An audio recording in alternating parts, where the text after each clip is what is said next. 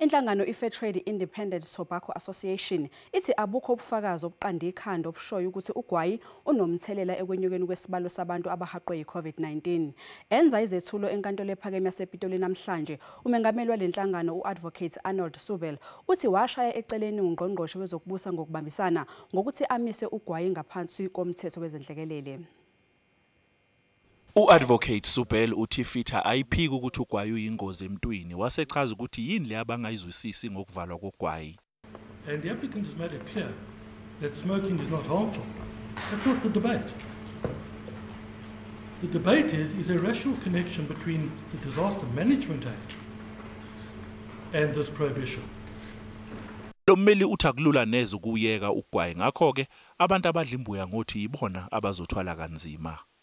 The poorest of the poor are the ones who are suffering particularly because they, instead of spending money now on hygiene, sanitizers, and improving their quality of life on food, will be paying black market prices now.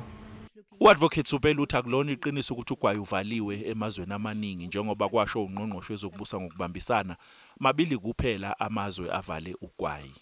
And it's not insignificant with respect that South Africa and Botswana are the only countries in the world with this ban. There was a wild statement made by the minister that it was also banned in Israel and India. We did the research, it's not. Lo mmeli uthi noma ke uhulumeni angawuvala ugwayi kodwa ke abantu basazowuthola nokungeke kumsize ngalutho uhulumeni emzamweni yakhe yokulwa nokudayiswa kogwayi. The trade will be prevented through this ban. It will drive them out of the market. If you reject that, well then you know smoking is going to continue. So people can continue sourcing and a sufficient number can continue sourcing and they'll continue smoking therefore. Lo mmeli ubuze amajaji enkantolo ePhakeme ukuthi kungani utshwala budayiswa kodwa ugwayi wona uvaliwe.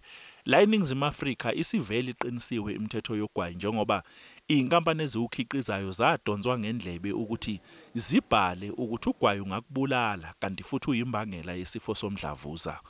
Ngokomthetho wakulelizwe ugwayi awudayiselwa izingane. nguCalvin Dludla weindaba zeSABC.